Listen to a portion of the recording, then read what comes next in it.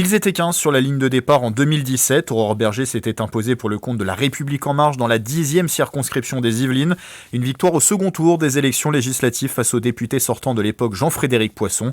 À 5 mois du nouveau scrutin, la parlementaire n'a pas encore annoncé si elle serait candidate pour un deuxième mandat. Cette question, j'y répondrai au bon moment. Et le bon moment, c'est après l'élection présidentielle. Et moi, je souhaite que le président de la République soit nouveau candidat. Je ferai sa campagne à 100%, même plus. Et je ferai tout pour qu'il soit réélu parce que je considère que c'est la bonne personne au bon moment et que si j'ai pu agir en faveur de mon territoire, c'est aussi parce que j'avais ce président de la République à mes côtés. Réindustrialisation, attractivité et mobilité seront parmi les enjeux de la prochaine campagne selon la députée sortante.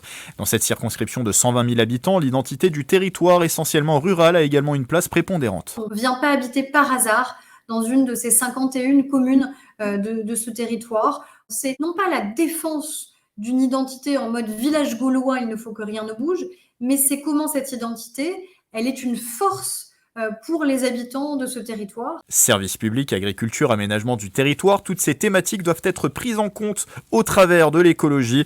Déjà en lice en 2017, David Juttier n'a encore rien décidé. Un nouveau profil pourrait conduire la candidature d'Europe Écologie Les Verts en alliance avec d'autres mouvements de gauche. L'élu d'opposition à Rambouillet croit en les chances de victoire dans une circonscription qui a été sous bannière écologiste entre 2010 et 2012. C'est un territoire sur lequel on est implanté depuis longtemps, sur lequel nos idées ne font que progresser ces dernières années. Et vous l'avez constaté, on arrive deuxième force politique derrière les Républicains lors des derniers scrutins. C'est vraiment le programme écologiste qui est adapté à la situation environnementale, climatique, à la situation de la biodiversité, et que tout ça se décline dans des propositions très concrètes. C'est une 10e circonscription où le combat des Gilets jaunes a trouvé aussi un certain écho. Il ne serait donc pas impossible de voir émerger plusieurs candidatures citoyennes.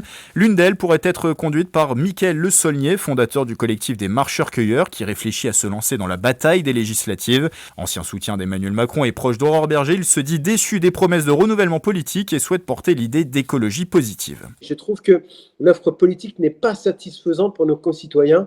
Et pour les côtoyer tous les jours, pour être énormément sur le terrain, je me rends compte qu'ils attendent autre chose. Ils attendent qu'enfin, ce soit des citoyens venus un peu de la base, c'est assez péjoratif, mais voilà, des vrais citoyens engagés qui enfin essayent de porter au niveau politique de nouvelles idées. À droite, pour reconquérir la circonscription, les Républicains pourraient investir Anne Cabri. La maire d'Orsonville et conseillère régionale a confirmé à TV78 qu'elle pourrait être candidate. Reste à savoir ce que va faire l'ancien député Jean-Frédéric Poisson, en poste jusqu'en 2017 en alliance avec LR. Le président de VIA, la Voix du Peuple, soutient désormais Éric Zemmour pour la présidentielle. Les élections législatives, elles, se tiendront les 12 et 19 juin prochains.